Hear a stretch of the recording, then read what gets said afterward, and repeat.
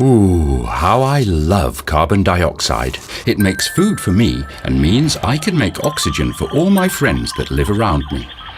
I've been here with my other tree friends for a very long time, and I want to be around for a lot longer, though I have heard some worrying stories.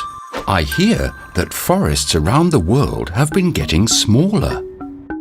I hear they're cutting down around 50 football pitches of forest a minute. That's about a football field every second, creating tons of carbon dioxide and taking away from my friend the Earth one of the most important ways she has of getting rid of carbon dioxide. It makes me sad. You know, there is so much more that we trees do apart from cleaning the air.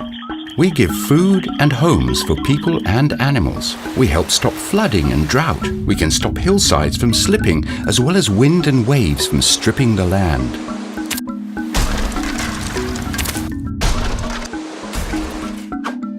In the forests, we have plants and animals that people do not even know about, just waiting to be discovered, some of which may be beneficial for people and the earth.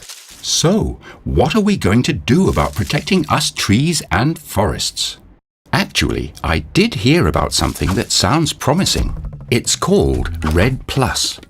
This stands for Reducing Emissions from Deforestation and Forest Degradation.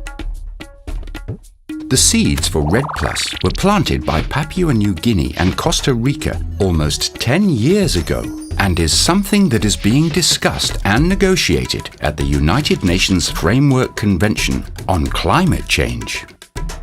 The idea is to make it more valuable for a developing country to leave us trees in the forests, which are sustainably managed and enhanced, rather than cut them down. That sounds good to me. Now, the United Nations know that most forests that will be included in the REDD+ program are going to be the traditional homes of indigenous peoples. That is why, as a requirement for any country to take part in REDD+, they must agree to respect the principles of the United Nations Declaration on the Rights of Indigenous Peoples, known as UNDRIP, with special attention to Article 10, Free, Prior and Informed Consent, known as FPIC, which refers to the rights of the indigenous peoples to participate in decision-making about issues impacting them. It makes sense to include indigenous peoples as part of REDD+, as they, above all, value the non-carbon benefits of forests, which means keeping the forests alive.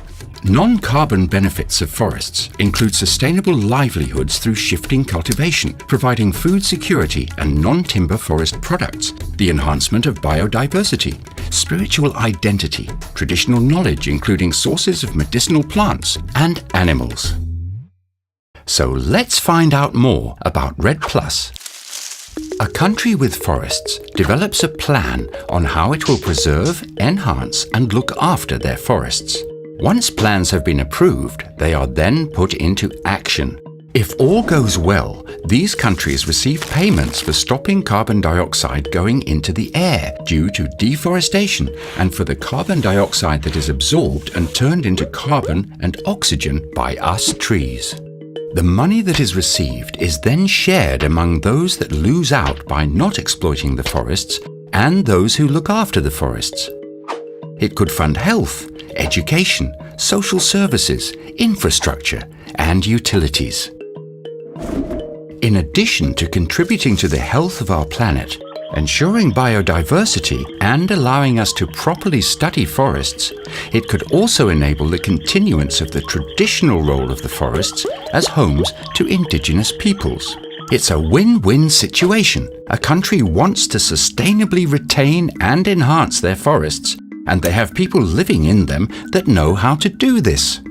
Indigenous peoples living under my branches, as I've said before, do not see things in the same way as industrialized countries. They see the forest as their home, where their spirits live, where their families have been for generations. It is a place that gives them everything that they need. They take care of the forest, and the forest takes care of them. You only need to look at the way that indigenous peoples live, and the respect they have for their environment to know this is true. Nothing is done that will permanently damage or weaken the forest around them. Why? Because without the forest, they cannot survive. Indigenous peoples know there is a balance that must be kept if they are to have food to eat, materials with which to build their houses and support their culture. Their customary laws are based around what is best for their life in the forest.